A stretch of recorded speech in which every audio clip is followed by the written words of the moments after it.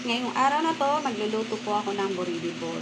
Isang lutong Ilocano na ulam. Ito yung ating mga sangkap. Kakailanganin natin ng kamote, talong, at saka itong ampalaya. Lalagay din tayo ng dahon ng malunggay. Itong bagoong, at saka itong hipon cube. Yan, nor, baka naman. Lalagay din tayo ng sahog sa ating boridibod. Ito yung ating isda. Optional kung gusto nyong lagyan ng pritong isda. Pakulo na ako ng tubig. Yan. Lagay natin yung ating bagoong. Kahit kunti lang. Lagay na natin yung ating pampalasa. Ito, lagay na natin yung ating hipon. Hipon cube. Lagay na natin to. Lagay na natin yung ating kamote. Ayan, dahan-dahan. Ngayon, takpan natin. Ayan. Pag malambot na yung ating kamote, ilagay natin yung ating ampalaya at saka talong. Sabay na natin.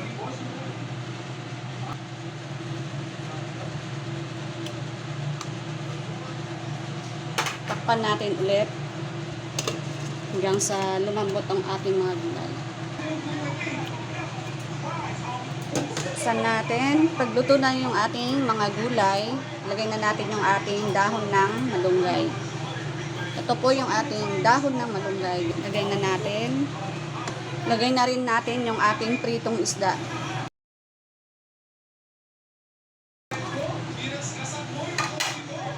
Sahog lang natin siya.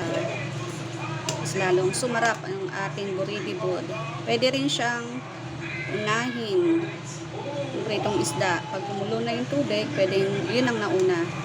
Pero sa akin, mas hinuli ko yung isda, pritong isda. Takpan natin. Mga ilang segundo. Patay na natin yung ating kalan.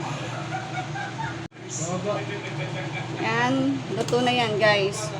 Ready to serve na. So, patayin na natin yung ating kalan.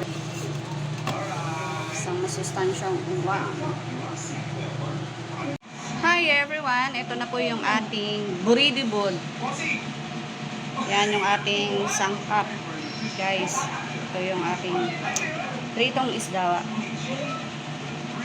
Tanghalian for today guys. Kain tayo. Thank you for watching. God bless everyone.